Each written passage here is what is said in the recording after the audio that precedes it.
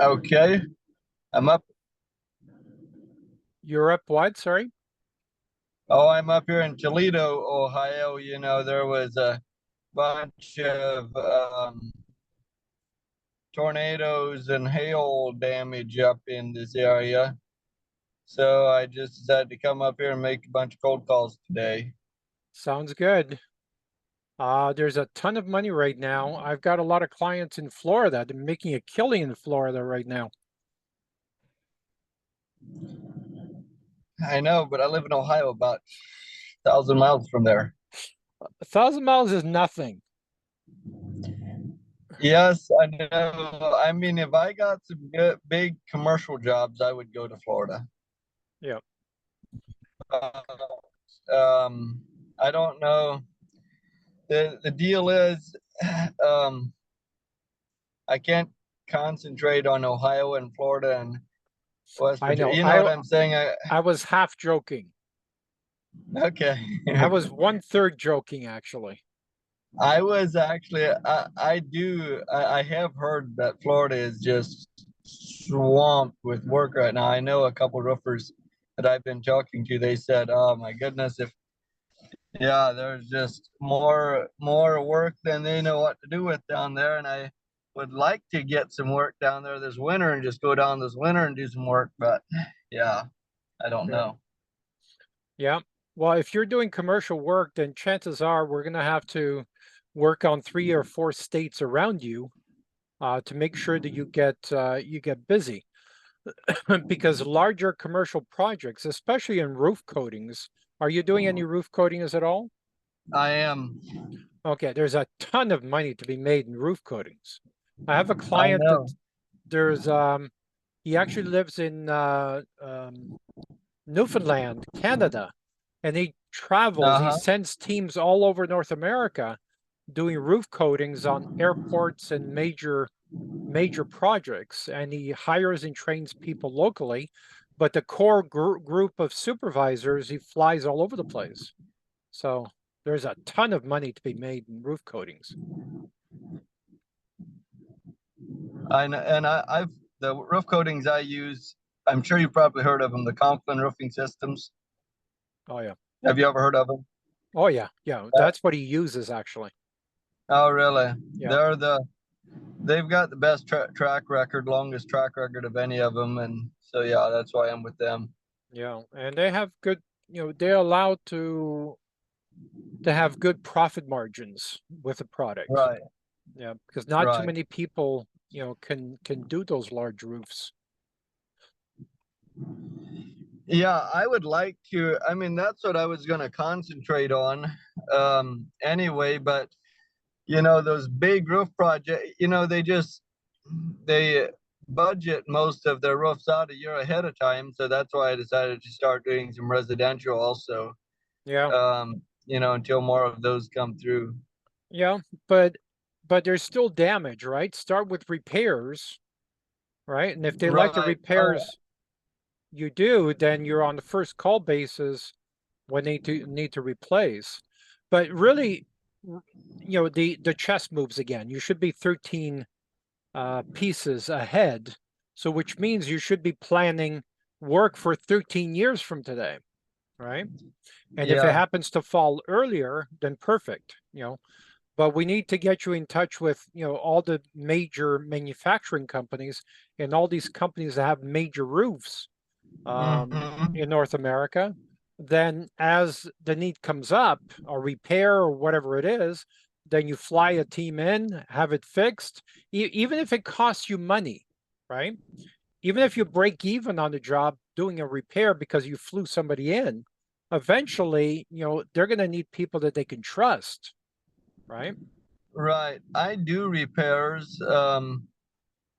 There's three pretty pretty good sized companies that I do all their repairs in the region anyway.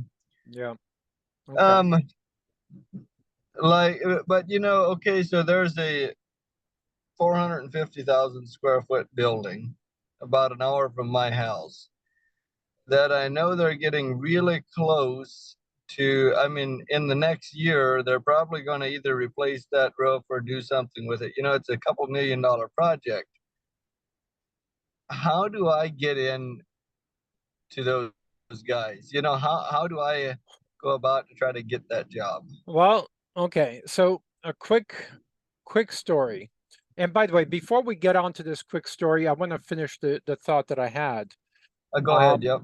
what we're working with that company is to do corporate logos on these roofs, right?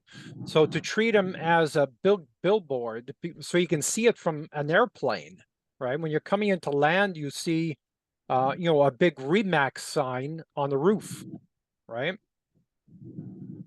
So it Right. doesn't have to be the company's logo. They can rent their roof out to Remax or Coke or whoever.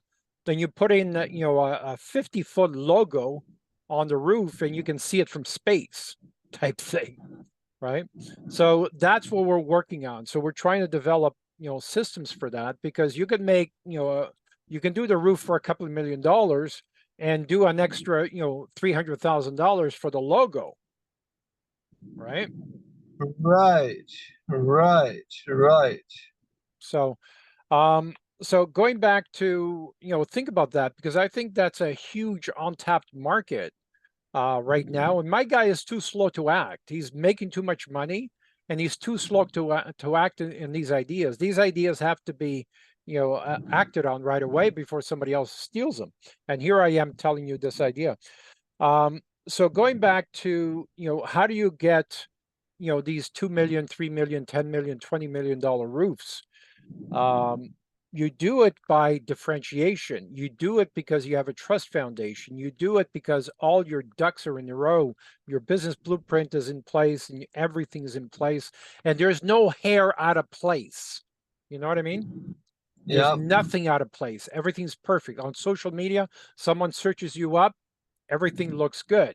You have 300, testimonials from major corporations, and website is perfect. They search you online, you show up in 50 different places. And it looks like you've been around forever, right? So that's the impression you got to give them. So one of the things that we do, and I'm not saying that I have an answer for you yet, but we have to find one, is a quick example is a single mother, 4 kids, who was technically homeless because her house burnt down. Okay, burned down to the ground. So there's only a couple of walls up, but everything inside was just gutted by the fire. And of course, the insurance company is giving her a hard time. They don't want to pay her. They're trying to find excuses, and it usually happens with insurance companies. So anyways, this particular client was working for, a major custom home builder who is also a franchise. Okay. But the mindset, these are old people, right? The mindset is very old. And because she has 4 kids, the youngest one is what, maybe 2 or 3 years old. Because she has 4 kids and so she's a single mother, right? Sometimes she has to go to school, pick up kids, kids get sick and so on, right? And they couldn't understand that, right? You're supposed to be here from 9 to 5. You're supposed to be handling your clients, you gotta have support system for your kids and stuff like that, right? But it's easier said than done. So anyway, she only lasted about 8 months with the company. A major brand, she only lasted 8 months. So, and we kind of started conversation. And I said, why are you putting up with this crap? Why don't you just leave and start your own business? And that's what we did. So we designed her a business with the thought of over qualifying her. Okay. This is a conversation you and I need to have. So you need to look from the industry's perspective that you are overqualified. Okay. So the way we did that is we designed, she wants to do renovations. And I said, well, in order for you to be overqualified, we need to set you up as a custom home builder. Right. Yeah, but Leo, I don't have my license. I have to be licensed to be a custom home builder and stuff like that. Well, if we start now and you start working on your exams and you get your license and so on, you can do that in probably 3 months, but we'll probably not see a custom home for 2 or 3 years, right? And that was Right. the plan. So we started working, and she landed an addition. It was a $400,000 addition. Then about a week later, a week and a half later, she landed a $550,000 addition. And shortly after that, she landed a $1.2 million custom home. How in the world did she do that? Also, keep in mind, she had no reputation, no credibility, no testimonials, okay? None of that. What she had was, a trust foundation designed well on social media, okay? We didn't expect this to happen for 2 or 3 years. Within 6 months, okay?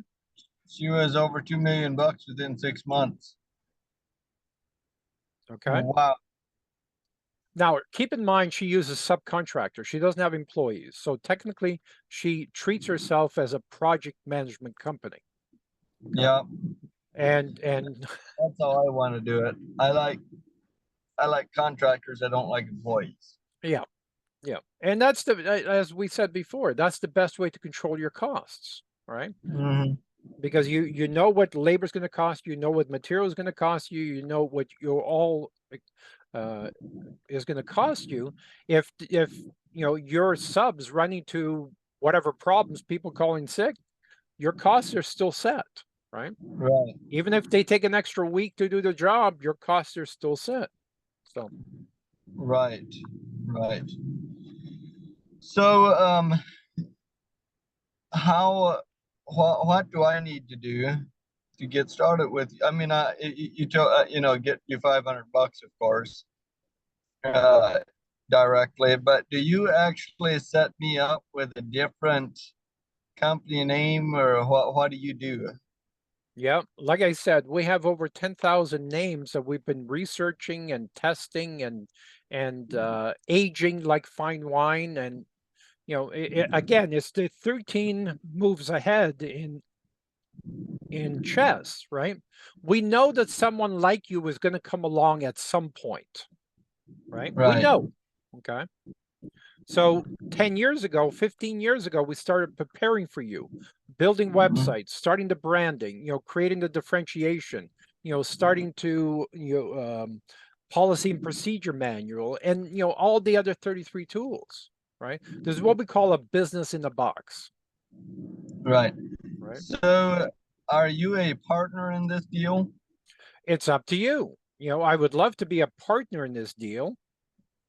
You're going to get better results if I am a partner in this deal, or I can just be an advisor. Okay, so there are many different levels. There are 4 basic levels. Okay, and these 4 basic levels are broken down. So the first level and the cheapest level is the one that I mentioned before. An advisory level, where you and I talk like this once or twice a week, and I help you. Okay, you call me and say, Leo, I've got this issue. I've got this subcontractor who's really screwing up. Then we talk about how to handle it. Okay, so and generally that's about 6 hours a month that you and I spend together. Okay, and I'm going to lose my shirt on that because we bill anywhere from $265 an hour to $1,500 an hour. Okay, when we're designing a business blueprint, we charge $1,500 an hour, and we don't apologize for anything because a well-designed business blueprint is how you're going to get to 20 million or 100 million. So if you're talking about roof coatings, our goal should be to get you to $100 million. Okay, because that's how much money is involved in this. Doing airports, How long did I would say it take? within 5 or 10 years. Because what we do is we use the momentum of the company, right? So each job you do, we take 10% off the top that goes into a marketing fund, right? So if your first job is $1 million, we take $100,000 into the marketing fund. So now we've got something to work with, right? With $100,000, now we can really move. Exactly. So, but at the beginning, we have to use whatever is available to get this company going, Mm-hmm. right? Mm-hmm. So you've got several different options, it sounds like. Yeah, sorry, I lost. Okay, so the first one is the advisory package. The second one is an advisory package with a done-for-you package, which means we hire VAs, we create the aggressive marketing system, we handle the marketing on your behalf, and so on. Okay.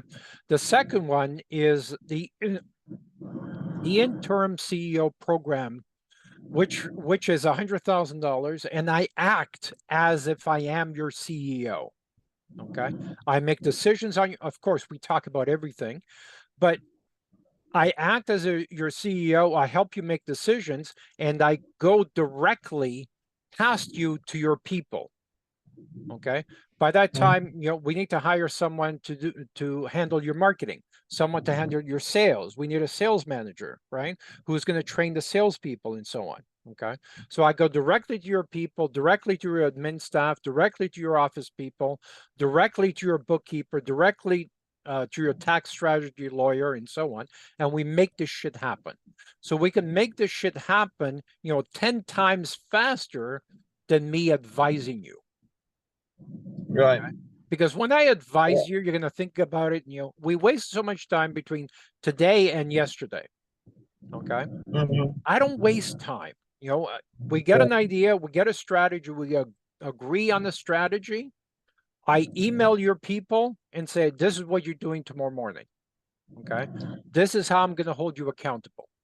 This is what you're going to do. And here are your daily action steps to make sure we accomplish our goal of 10 million or 100 million over the next 10 years.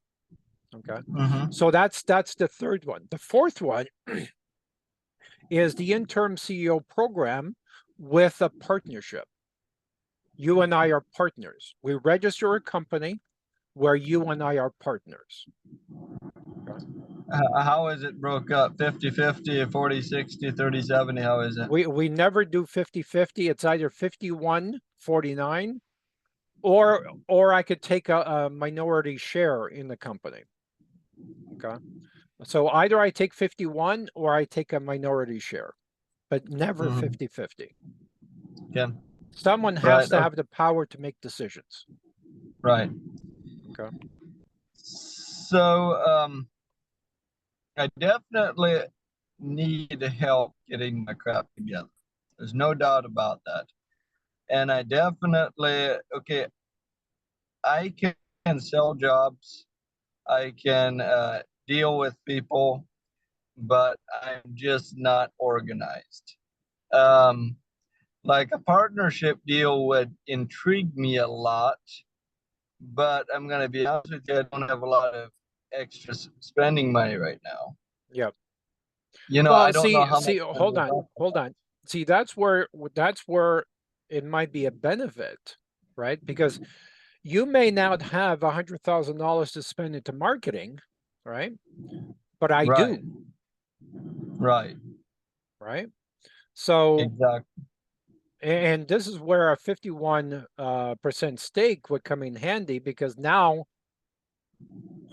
technically I could start this company without you. I don't need you. Okay. So why should I give you 49% stake in my company and I'm doing all the work and I'm investing all the money? Right. So that's a question you need to ask. But at some point, like I said before, I own shares in 19 different companies. If I thought that way, I wouldn't own shares in 19 different companies. So Right. the reason why I want to do this is because I don't want to be involved in the company day to day. I want to come up with a Right. strategy, have a partner like you who is really good at day to day managing staff and managing production without involving me unless there's a problem, right? Of course, for the first 12 months, I'm going to be involved in every decision. But Yeah. after that, after you're trained, after you know what to do, I don't need to be involved in every decision. I don't want to be involved in every decision. Right. Right. So So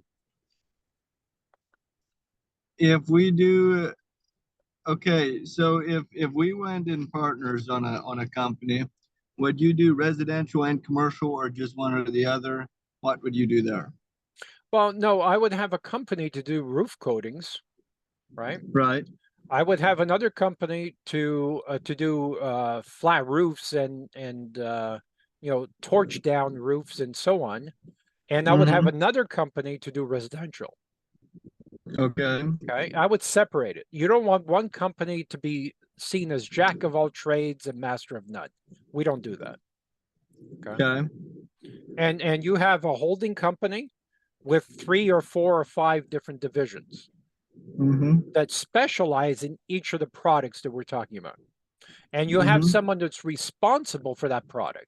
So someone's responsible for the roof coatings, and the VAs and the marketing team obviously create a system to make sure there's enough work to keep those crews busy, right? Mm-hmm. Then of course the same thing with residential and the same thing for all the different divisions. Right. Okay, so if we went and did a partnership deal, 51-49, doesn't really matter which one is which here, but um,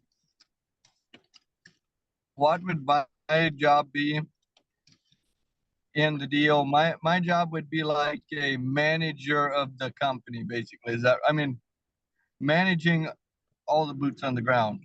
Is that Yes. right? Yeah. Yeah. The man, Yeah. But then again, basically the management you would have manager. sorry, you would have 3 or 4 project managers. A project manager would handle 3 or 4 jobs, right? Yep. So your job is to make sure that the project managers are doing their job. And whatever you want your title to be, general manager, vice president, CEO, I don't care, right? Right. Whatever produces results, right? Because Right. the clients want to deal with someone, like you said before, someone who can make decisions, right? Right. They So do. general manager may not be, the best title. But then again, if you're not careful, then you're going to be involved. They don't want to talk to your staff anymore. They want to talk to the CEO. So we got to train these clients to make sure they're talking to the appropriate people, right? Right. Exactly. So we have to So empower these project managers to deal with these issues if there are issues. how right, how long does it, I mean, if we came to an agreement in the next couple days, how we're going to do everything, how long does it take to get this thing up and running and income flowing? Did I forget to record this? I thought oh, it is recording. Okay. We can start tomorrow morning. We can start making Well, changes on the websites tomorrow morning or Monday. okay. Sorry, tomorrow's Sunday. Right. So what, okay, I'm the kind of guy, I can relate to people, I can sell something, and people trust me, but I'm like super driven, and I am a big time visionary, but I'm very disorganized. um what is the Not best for way? long. Not for long. You won't be. Okay. I'm telling you right now, I will like, fix that in a week. okay, yeah, my desk is a mess, and I don't know. Yeah, I wear all the hats, Mhm. and yeah, that's just the way it is for right now. And I need to get my act together. And I know I do, because I know I could go to the top if I did it right, but it's kind of, I don't know how to get to the top. You know what I'm saying? I'm gonna get there. I'm just not sure sure how I'm gonna get there right now. What is what is your best option? What would work for the best for both of us? I am a big risk taker. It does not bother me to take a risk, and I'll go at it 110%. Okay. So don't worry about scaring me because you're not going to scare me. Okay. Well, you're kind of scaring me when you say you're a risk taker. I'm not a risk taker. I don't take risks. We calculate decisions. We know Right. that the decisions we're about to make is correct, and here's the statistical data to prove it. Okay. Okay. What We've I'm had, saying is what I'm saying by a risk taker, it doesn't bother. I mean, okay, so I think you want to say you want to act on opportunities. That's yeah, not risk. exactly. That's not Okay, risk. well, that's what I mean is when if I see a really good opportunity, I don't wait 6 months. You know what I'm saying? Okay. Fair enough. I jump right on it. Okay. Um, Okay. so, so what is your best option? Like, yeah, let's you kind of know where I'm at. What is your best option? How do we want to do this? Your best option. It that Your and my best option. um well, if anyone's taking a risk here, it's me I know.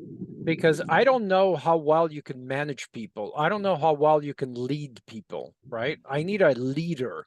I want someone who can motivate people. Anyone can take a whip and start whipping people. That's not motivation.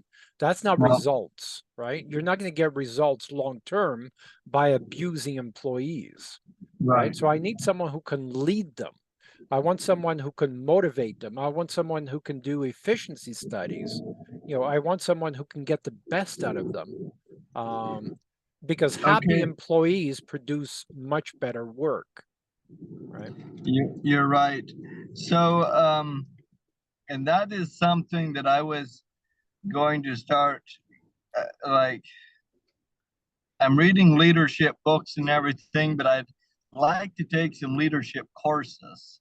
I just don't know when I could do that. And if so, the owner of Conklin of our roofing products is Charles W. Herbster. I don't know. Do you know who he is?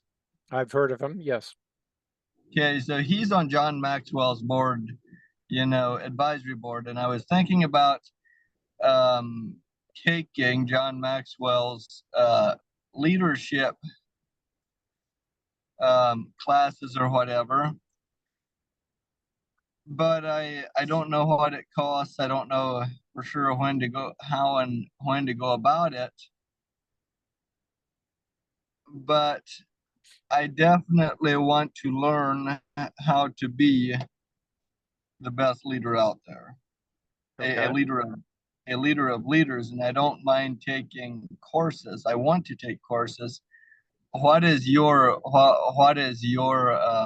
opinion on that? You should, like I said, I'm going to send you the library of books that you need to read, of course, one at a time, but not read to get through them, to read to Yeah. learn. And some books I've read 12 times, literally read 12 times, right? Because you cannot get everything from the book and how to apply it to a particular situation, right? So there's a lot you can learn from books. As I said before, I have 6 advisors, 6 business advisors, and we meet every Friday, right? So advise, surround yourself with the best talent. Absolutely. Taking leadership courses, absolutely.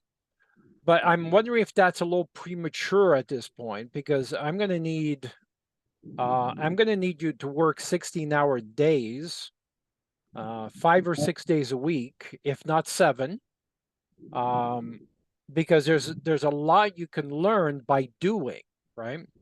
And you need to Exactly. figure out what it is that I'm going to train the virtual assistants and the social media managers and so on, because they're going to be reporting to you eventually, Mhm. at the beginning. So you need to know what they're doing, whether it's going to produce results or not produce results, because you already know what produces results, right? Right.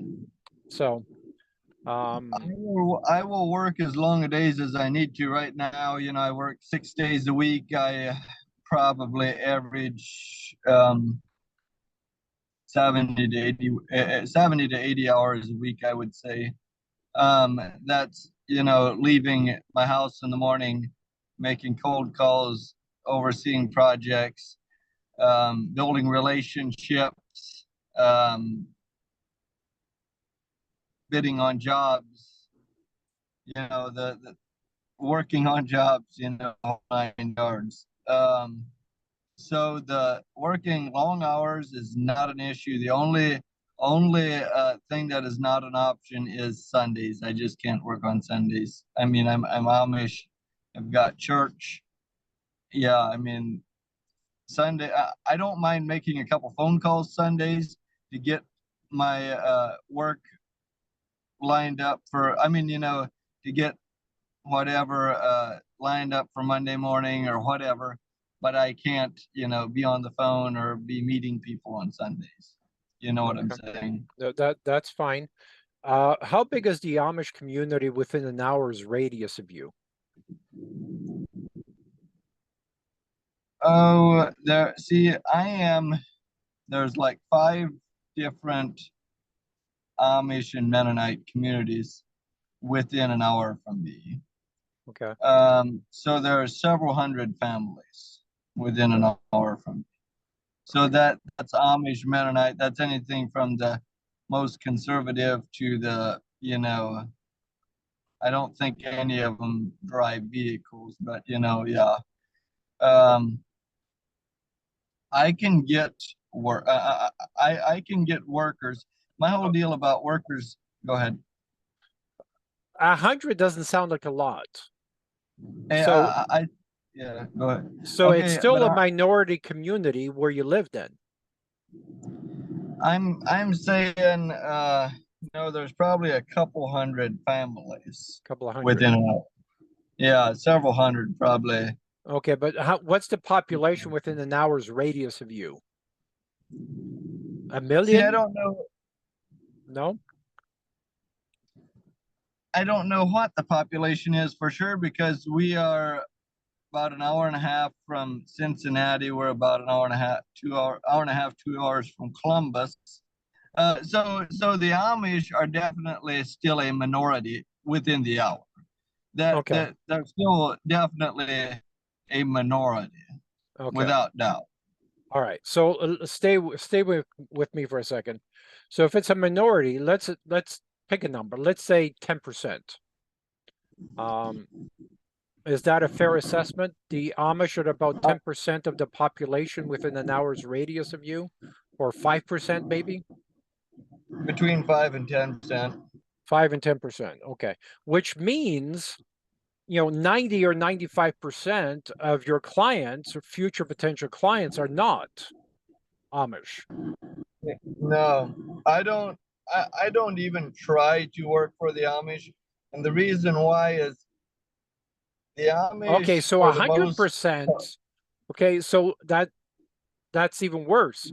So 100% of your clients are going to be non-Amish. Exactly, they are. Okay. All right. So do you have a problem? The non-Amish people spend a lot more money than the Amish people do. Okay. All right. And how do The they Amish people feel? just take it themselves. Okay, your internet connection is really crappy. You keep going in and out. So here's a question. To me, there's no such thing as a taboo subject. And right now we're talking about religion. Okay.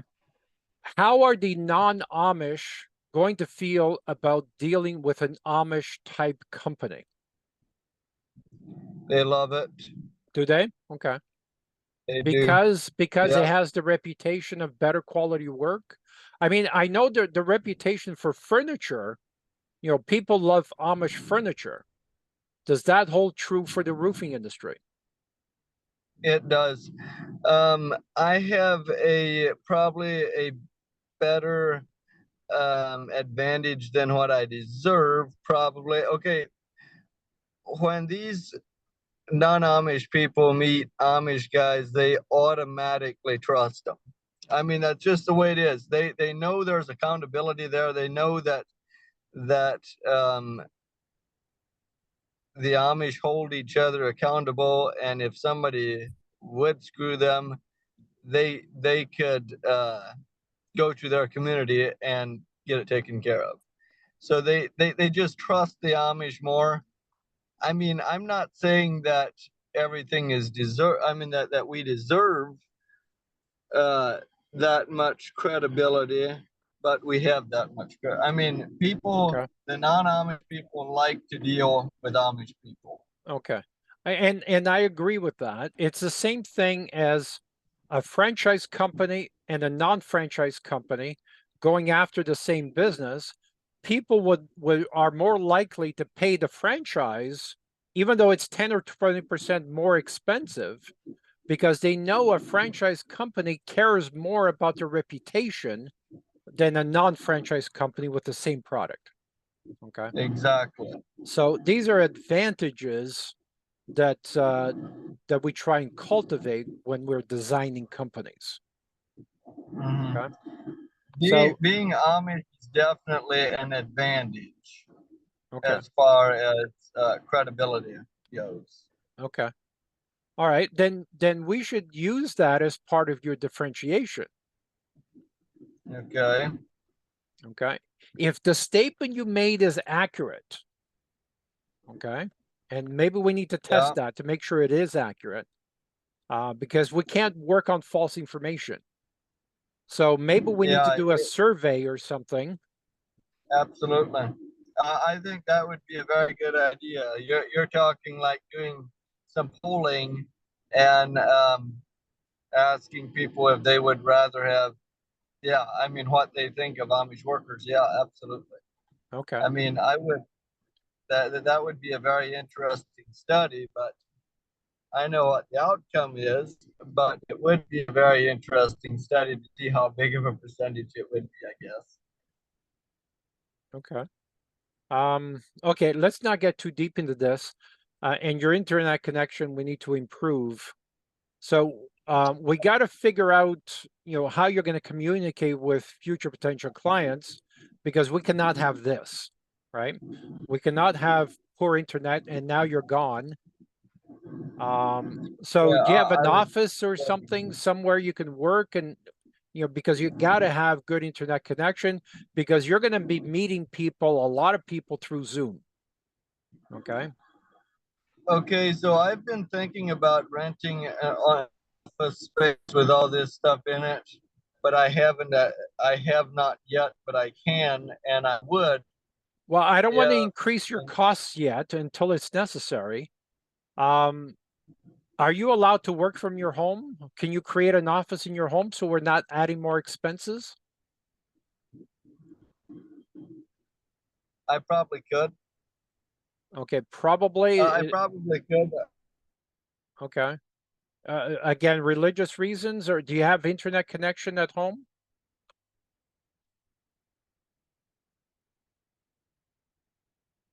Okay, you're frozen now.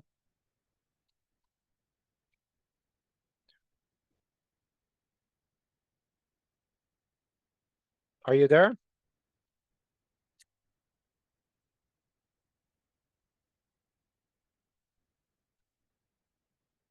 Hello, hello.